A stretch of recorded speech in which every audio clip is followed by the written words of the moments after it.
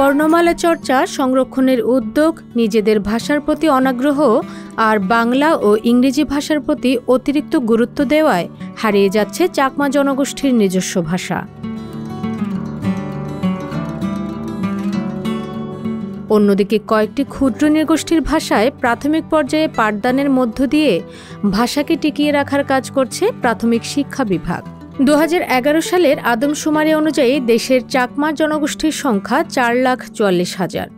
সংখ্যাগতভাবে দেশে বাংলা ভাষার পরে চাকমা ভাষার অবস্থান। পার্বত্য চট্টগ্রামে নিজস্ব ভাষা ও সংস্কৃতি রয়েছে 11টি ক্ষুদ্র নৃগোষ্ঠীর, কিন্তু সংরক্ষণের অভাবে হারাতে বসেছে চাকমা ভাষার বর্ণমালা।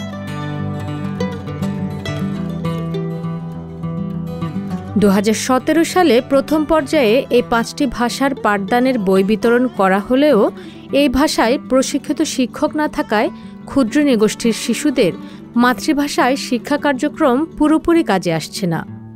ফলে ক্ষুদ্র নৃগোষ্ঠীর শিশুরা বঞ্চিত হচ্ছে তাদের নিজস্ব ভাষা থেকে। আমরা তো আর ছোটকাল থেকে চাকমা, যদিও চাকমা হই, চাকমা বর্ণগুলো আমরা শিখি নাই। এই ট্রেনিং পাওয়ার পরে আমরা জানতেছি, মাত্র 15 দিনের ট্রেনিংয়ে যা শিখেছি বর্ণগুলো আমরা যেভাবে 30 মিনিট বা 40 মিনিট ক্লাস নিতাম সেভাবে নিতে পারলে এটা মানে উন্নতি হতো আর কি। এটা তো আমাদের মনে করেন অন্য বিষয়, বাংলা ইংরেজি অন্য বিষয়গুলো আমাদের নিতে হচ্ছে, আবার এটাও আলাদা করে নিতে হচ্ছে। এটা তো একটা সময়ের ব্যাপার, কিন্তু সময়ের মধ্যে এটা সময় একটু কম। প্রশিক্ষণ পেলে তো অবশ্যই ভালো, কারণ বাচ্চাদেরকে শেখাতে আমাদের আরও সহজ হবে। আমরাও অন্য ভাষাদের পাশাপাশি, অন্য ভাষার পাশাপাশি আমাদের মাতৃভাষাটা আমরা ওদেরকে শেখাতে পারবো, কিন্তু এই সময় আমাদের আরও প্রশিক্ষণের দরকার। এটা যদি টিকে রাখার জন্য তাহলে বারবার টিচারদেরকে রিফ্রেশ ট্রেনিং দেওয়ার পরও রিফ্রেশ ট্রেনিংটা দিতে হবে, কারণ কয়েকজন মুসলিমে কয়েকজন টিচার ট্রেনিং দিচ্ছে এটা হবে না, আরও বাড়াতে হবে ট্রেনিং, তারপরে এরা ধরে রাখতে পারবে। বাংলাদেশে অবস্থানরত ক্ষুদ্র নৃগোষ্ঠীর মানুষের ভাষা সংরক্ষণে উদ্যোগ নিয়েছে সরকার। 2017 সাল থেকে চাকমা, মারমা ও ত্রিপুরা জনগোষ্ঠীর কোমলমতি শিক্ষার্থীরা প্রাক প্রাথমিক 3য় শ্রেণী স্ব মাতৃভাষায় আনুষ্ঠানিক শিক্ষার সুযোগ পাচ্ছে।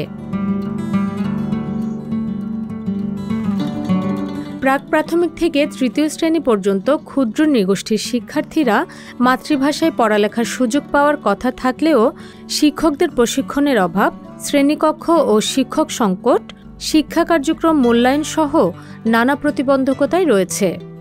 এসব প্রতিবন্ধকতা সমাধানে কার্যকরী পদক্ষেপ না থাকায় এগোচ্ছে না ক্ষুদ্র নৃগোষ্ঠীর এই মাতৃভাষা কার্যক্রম। এখন কোভিডের পরে স্কুল যদি আবার আনুষ্ঠানিকভাবে কার্যক্রম শুরু করে, আগে যেসব শিক্ষক প্রশিক্ষণ নিয়েছিলেন তাদেরকে আমরা আবার রিফ্রেশার্স ট্রেনিং বা সঞ্জীবনী প্রশিক্ষণ দিয়ে তাদেরকে আবার এই ভাষা শিক্ষা কার্যক্রমে তাদেরকে যদি আবার এনগেজ করি, তাহলে আশা করা যাচ্ছে যে এই ক্ষেত্রে কিছুটা অ্যাচিভমেন্ট হবে।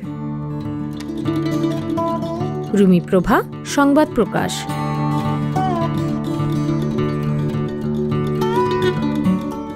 সংবাদ, ফিচার ও অনুষ্ঠানের জন্য ভিজিট করুন সংবাদ প্রকাশের ওয়েবসাইট এবং যুক্ত থাকুন ফেসবুক পেজ ও ইউটিউব চ্যানেলের সঙ্গে।